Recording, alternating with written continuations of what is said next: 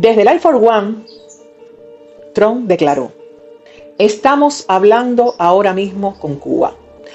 Pero dejó caer una frase muy inquietante: no sería una operación muy difícil. Y La Habana respondió. Carlos Fernández de Cosío fue muy claro: no existen negociaciones formales en curso. Entonces, mi gente, la pregunta no es solo diplomática, es política, es estratégica. Cuando se dice estamos hablando, ¿de qué se habla? Intercambios técnicos no son negociaciones. Contactos consulares no son acuerdos políticos. Exploraciones indirectas no son mesas de diálogo. Inflar la palabra conversación puede servir a una narrativa. Y mencionar a Marco Rubio no es nada casual, porque la Florida escucha, la base electoral observa y el discurso entonces se construye para consumo interno. Cuba vuelve a ser la pieza en el tablero electoral estadounidense.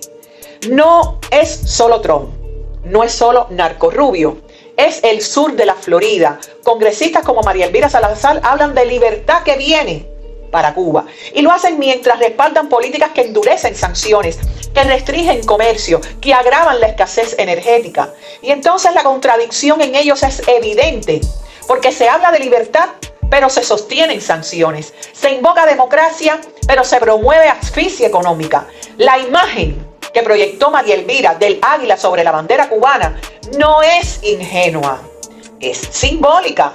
Proyectar poder externo sobre soberanía nacional es un mensaje implícito, donde no solo se habla de libertad, se habla de tutela. Y mientras tanto, la presión hacia nuestro pueblo es real. Reincorporación de Cuba en la lista de países patrocinadores del terrorismo. Sanciones secundarias a quienes comercian petróleo con la isla. Amenazas ambiguas que elevan la tensión regional. ¿Y las cifras? Ahora sí, con precisión, hablan solas. Según el último informe oficial presentado por Cuba ante la ONU, y esto hay que repetirlo siempre, 7.556,1 millones de dólares en daños y perjuicios. Eso equivale a más de 629 millones de dólares mensuales en promedio de pérdidas. Los daños acumulados a precios corrientes ascienden aproximadamente a 170,7 mil millones de dólares. Más de 6 décadas de bloqueo, 64 años en el año 2026. El objetivo histórico ha sido siempre provocar desgaste interno, generar malestar social, forzar rendición política.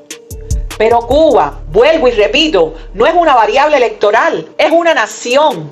El presidente Miguel Díaz-Canel denunció el intento de asfixia económica. Siempre se ha denunciado. El Consejo de Ministros activó medidas de urgencia y Manuel Marrero Cruz fue categórico. Cuba no se va a pagar, Cuba no se va a detener, nadie nos va a detener. Sí, hay apagones, sí, hay colas, sí, hay dificultades, pero también hay memoria histórica. Porque hace más de un siglo José Martí advirtió que la independencia debía impedir que se extendieran sobre las Antillas los apetitos imperiales. Martí hablaba de previsión histórica, de soberanía, de dignidad. Y hoy, cuando se amenaza con operaciones no muy difíciles, cuando se juega con la asfixia económica como herramienta política, la advertencia martiana vuelve a tener vigencia. Porque el aldeano vanidoso puede creer que todo el mundo es su aldea, pero los pueblos que conocen su historia no se arrodillan. Así que desde Washington se lanzan advertencias, desde Florida se multiplican discursos de libertad inminente, pero Cuba no es una pieza de campaña. Ni Trump, ni Rubio, ni María Elvira Salazar van a definir el destino de la nación cubana. La soberanía nuestra no se vota en el sur de la Florida, se ejerce en nuestra isla. Por eso hoy continuamos defendiendo Cuba. No por consigna, no por inercia, no por comodidad. La defendemos porque la soberanía no se delega, porque la dignidad no se subasta, porque la historia no se repite, se enfrenta.